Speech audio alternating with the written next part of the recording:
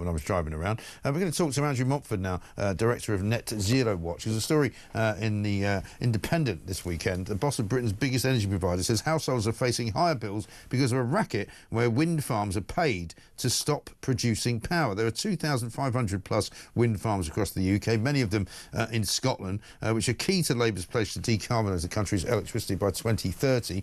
But Greg Jackson, the guy that runs Octopus Energy, you might have seen him on TV, he says insufficient infrastructure to carry electricity produced by wind farms is forcing them to shut down.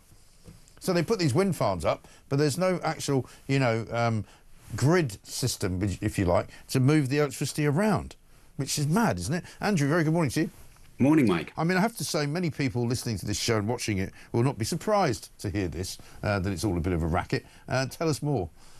So these so-called constraint payments are, they're at the front of public consciousness now, I think, because the story comes up quite often, and it does seem absolutely insane that we pay wind farms to switch off.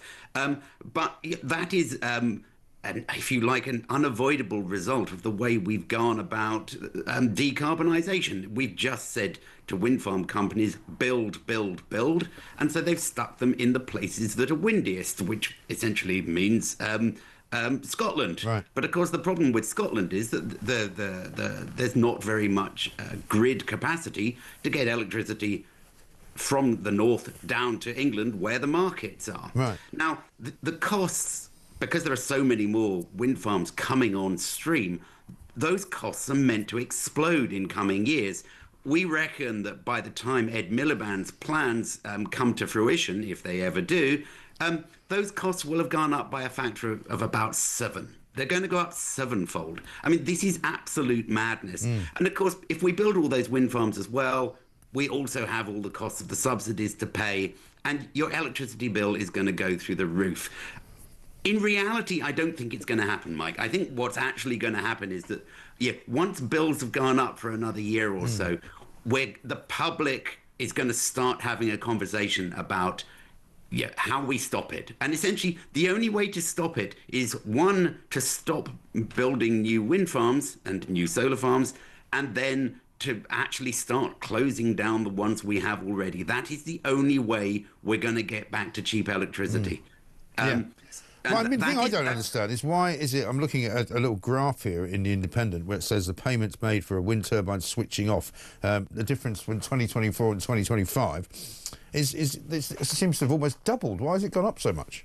Okay, so there are actually two factors at play here. One is that there's not enough capacity in the wires to take the electricity to market, and as we get new wind farms brought onto the system, the costs go up because of that.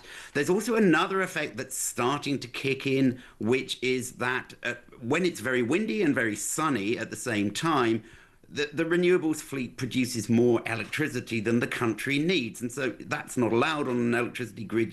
Supply and demand must always be equal. So we pay the wind farms or the solar farms to switch off for that reason too.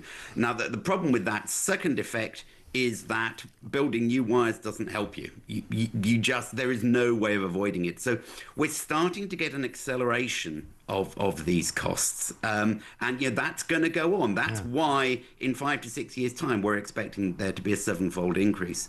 That's brilliant, isn't it? There's a great quote in here from the guy from Octopus Energy, Mr. Jackson, where he says basically it's like building a factory where there are no roads and then being paid for what you might have produced if there had been roads. I mean, it's a great racket, isn't it? Let's set up a business, don't do anything, get paid not to do anything, and then just go take your money all the way to the bank.